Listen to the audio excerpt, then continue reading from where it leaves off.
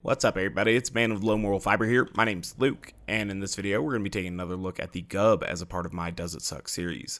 The Gub is the legendary Bandit Pistol. It is only available in corrosive element, and it drops most commonly from Laney White in the fridge. Like many other weapons, it did receive a buff as a part of the community patch, which is why we'll be taking another look at it. As I understand it, the Gub itself wasn't directly altered, but Bandit Pistols as a whole received a significant buff, which does include the Gub. We're going to start by looking at the unpatched version of the Gub, and then moving on to applying the patch to see how the weapon is changed. I am using a legendary killer class mod, and this is the skill build that I'll be using. The Gub has a relatively low fire rate at 4.3, but we will mitigate that using our skill Two Fang. Additionally, the weapon is fairly accurate. I mean, it has slightly better accuracy than a regular Bandit Pistol. You can see that the Gub is a straight upgrade over a regular Bandit Pistol, getting significantly more damage, a significantly larger mag, and slightly better accuracy. And so, before the patch, I thought that the Gub was a very underrated weapon, that it is able to get kills at overpower level 8, even, without slag. And its unique magazine definitely makes it different to use than most weapons. I mean, it takes a lot of ammo to kill some things, without slag and stuff, but you're not going to have to reload the Gub. The Gub is especially deep magazined. So we'll go ahead and see how we're doing with bore here. I'd imagine that, like many other weapons, it'll perform very well when we get bore critical hits, and it seemed to do that there. So you can see that even without the community patch, the Gub does okay. At least it does okay on 0. I heard, that when I first made a Does It Suck video on the Gub and I said it didn't suck, people said, well, it sucks with characters other than 0. And that might be true, but 0 can really mitigate some of the weaker spots of this weapon, such as the lower fire rate with his skill Two Fang, and he can also buff the damage significantly with all of his critical hit damage buffs. Now, if any of those enemies had been slagged, we would have already taken them out, but since they weren't slagged, we'll go ahead and get them slagged real quick for this next deception. Alright, spread that death mark around a little bit. Then we'll blow up the hot loader in the back because he was the most potentially dangerous, and the rest of these guys will finish off as well. Cool, so not too difficult to get critical hits with this weapon. The recoil is a little bit increased when you use Two Fang, but to be expected. That's kind of how Two Fang does its thing. I would love if the community patch mitigated the Two Fang recoil in some capacity. It would make it more usable with a lot of high recoil weapons. Regardless, the Gub does okay. The Gub wasn't especially powerful, but I said it wasn't a sucky weapon, and a lot of people had said it sucked. In fact, the weapon that this often gets compared to is another corrosive lock pistol, which is the Hornet. The Hornet traditionally gets a lot of love. I understand why. It looks a lot like, a real-life pistol would look, and I think that definitely gives people sort of a bias over a weapon that looks ridiculous like this. But, maybe I'm wrong about that. Either way, I would say that the Hornet and the Gub are relatively close in terms of potential power, and the Hornet seems like it's, relatively well liked, whereas the Gub seems like it doesn't have too much in terms of a fan base, which, a little sad for the Gub, but not totally unexpected. But you can see, taking out a badass enemy in well under a magazine, if you use slag and kunai and stuff. I never really thought that the Gub truly sucked. I thought that the Gub was, a fairly potent weapon, and I quite liked it. In fact, the Gub was kind of the genesis of the Does It Suck series, so the Gub kind of holds a special place in my heart because of that. Let's go ahead and apply the patch to see what kind of buff that the Gub got. So, as I understand it, it should have increased damage and fire rate. I want to check out real quick what the damage and fire rate were so that I can make sure and know how they've changed when we apply the patch. So, looking at the weapon here, we can see that it's at 492,000 damage, and we have a fire rate of 4.3. So that's not that bad there. 492 and a fire rate of 4.3.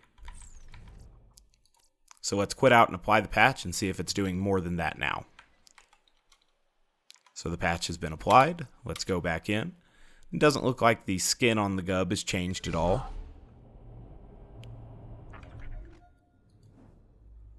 So we can see that it did go up in fire rate to 6.7. The damage jumped up to 542k. That's pretty damn interesting. Let's see how it compares now to a Quartz Pistol, which is going to be the gemstone variant. If I can press the right button, we will do that.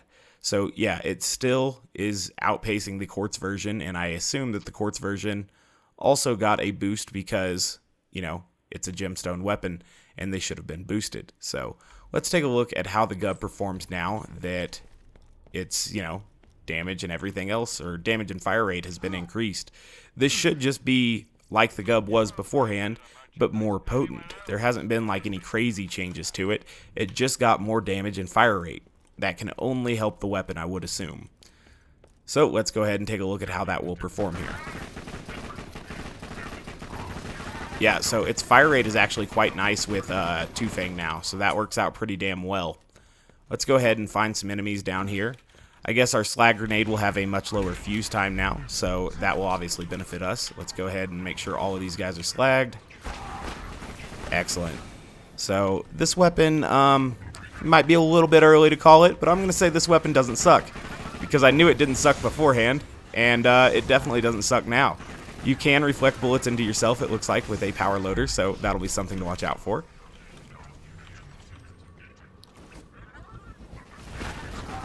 Perfect. Wish that guy back there was slagged, but he's not, so we will get him slagged with a grenade. I'm slagged, though. I can tell because I'm taking damage so damn quickly. Trying to get this guy lined up for some bore, but he's not going to walk all the way over there, so I'll just finish him off. Drop that guy's shield. Arm, if I can. There we go. Finish him off here. A little bit inaccurate when you're up close spamming it, but perhaps I should have been aiming down sights. I had assumed that would increase the accuracy a little bit. Perfect. Get rid of this hot loader up here in just a second as well. Excellent. Hot loader's dead. Somehow the R loader has not been slagged. Seems like we're having a little bit bad slag luck. I'm sorry, Gub. A lot of people ask, you know, why do you always do the Does It Suck videos in the Washburn Refinery? Well, in part because of the Gub. You know, I needed to test the Gub first, like I said, and the Gub is corrosive only, so I came to the Washburn Refinery. Then we did the Hornet for consistency in the Washburn Refinery, if I recall correctly, and at that point in time, the pattern was set. The precedent was there, and we were going to continue using Washburn Refinery. In addition to that, Washburn Refinery is a great, consistent map that, you know, can give you some repeatable results as far as your enemy spawns. And so it does give you a chance to see how weapons perform relative to one another. Now, obviously, this is not a good place to test for, you know, fire-only weapons because the enemies are going to resist fire. But most weapons can come in corrosive element, I would say, on the whole. And so that does allow us to test a lot of the weapons here.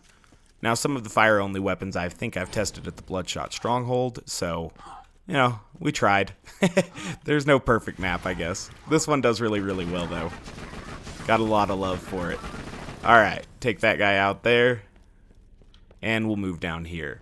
So, the Gub can be a little bit ammo inefficient compared to a pistol that maybe kills with a little bit less shots, but the Gub, you know, is a Bandit Pistol, and part of its thing is having a super deep magazine.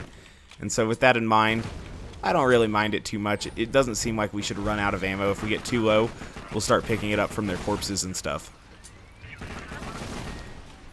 Even without slag, it looks like we are able to disable these loaders, and so that's pretty good. That's a basic DPS check in Borderlands 2 to see if your weapon can disable loaders or kill them before they get to you. The Gub is definitely capable of that. You can see that even without slag, the Gub is consistently knocking these enemies down and then finishing them off, which is good. Go ahead and get kill skills activated off that guy, and then we should kill this guy even quicker. Assuming I can find his critical hits, which I couldn't. Go ahead and get this guy slagged, hopefully. Nice, dude. So it can basically get one-shots on some enemies, even though I'm not spec'd into one-shot, one-kill. That's pretty good. You need Deception and Kunai and stuff for that, but still, pretty solid.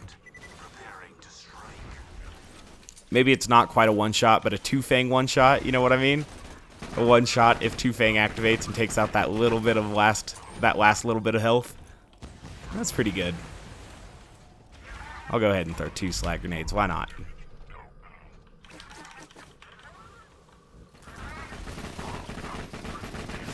I figured we were going to get stomped, but all of the extra transfusion trails got my health back up, so good stuff there. I'm going to drop down and open these 2 boxes as well and grab some grenades out of here.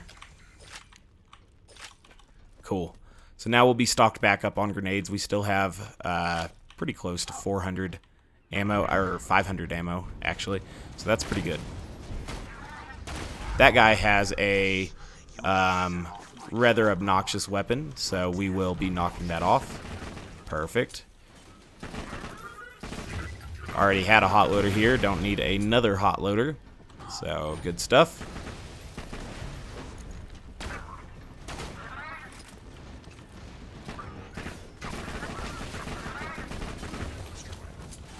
Now, with so many points in velocity, sometimes I have a little bit of a difficult time telling exactly where these bullets are going, but I do think it makes the gun a little bit more accurate as well. Yeah, even at long range, able to land some pretty consistent critical hits on that enemy back there with this weapon, so that's good stuff. When there's so much slag and stuff going on, though, you can't really see your enemies all the time, especially when you're not in deception, at least. So I can understand, you know, missing some of those shots when everything is so visually polluted. Cool. Did we kill both of those dudes? It was worth taking the exploder damage just to get the boar kill. Is that another exploder? Easy enough.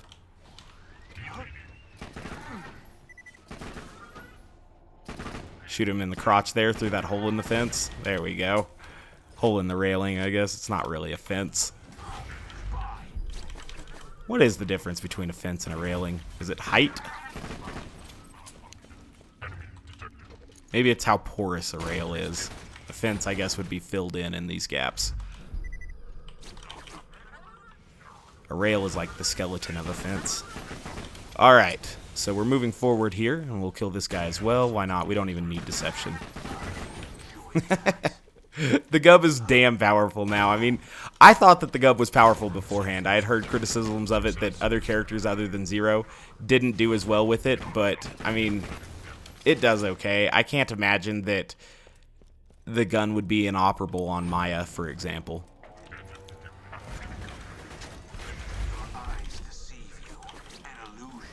Alright, so the Pervy is down, which is kind of funny because he's basically just a collection of critical hit spots. He's the size of a legendary loot midget, but he has as many critical hit spots as an ordinary loader. And so basically he's entirely composed of critical hit spots, which is unfortunate for him. I would say he actually used to be tougher than Hurley, though, because, you know, Hurley couldn't actually do damage, but Pervy actually could. Now Pervy can still do damage, but he's still very, very vulnerable. Hurley can actually do damage now, and he's significantly less vulnerable. He has a shield, his critical hit spots are much more guarded, and he's fairly dangerous. His guns are quite strong.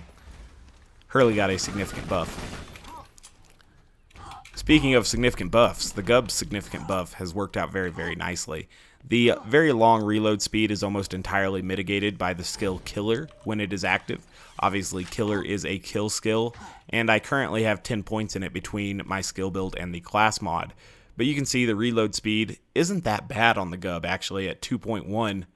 It's barely even higher than it is on the Hornet, but like I said, that basically gets completely wiped out by Killer. Not completely, but, you know, makes it a lot quicker. Alright, let's take a look at where these enemies spawn. We did get both of them in their nearest configurations, which isn't necessarily a bad thing. I just have to hide a little bit so that we don't face two at once. Alright, so guns off the first one, and he dies in under one mag. Granted, the magazine is deep as hell, so that is kind of to be expected. Let's go ahead and get this guy slagged and kunai'd. I don't know what he's doing now. He was spinning at those weird angles, and it made it difficult for me to line up my critical hit shot, but he didn't even get to stomp us. What I am, though, is pretty much out of grenades unless that guy dropped one. Being that I was at 0 grenades when I killed him, he very well might have dropped one. We're getting a little bit low on ammo on the Gub, but I think we'll still be able to finish off Hurley, presumably. We will see. I'll open that. I'll pick up this grenade over here that the first Super Badass dropped, and then I'll get a little bit more pistol ammo as well. Alright, so there's Hurley. Go ahead and get him nice and slagged up for us, and we will get some kunai on him as well. So if he's firing right there, I don't really want to be too big of a part of that because he does so much damage. Alright, so begin to work into his health here. There is no shock Gub, like I said, it only comes in corrosive element. And so until we take out his arms, or until we take out his shield, his arms are going to be impossible to take out, and his health bar is going to go down slowly. Until his shield is down, we can't really deal that much damage to him, but once it's down, we should start dealing a lot more damage very, very quickly. So make sure he's slagged there, get some kunai on him, and now I really want to pound one of these arms off. Perfect. Okay, so that makes him significantly less dangerous. We are down to about 200 rounds of ammunition, so we'll have to make sure that we are able to actually kill him. So going to get a little bit closer for this one. Was not expected that we wouldn't get any critical hits there, but that's the way it goes. Just stay back here and get our nice, easy critical hits. I don't know why they became harder when we went up to his crotch. Looks like there's a nice midnight star there. I'll pick that up for the grenade ammo. Perfect. Now we have enough grenades to take out the last 2 enemies in here. Not that we really needed it, but why not? Some class mods in there, it looks like. Huh.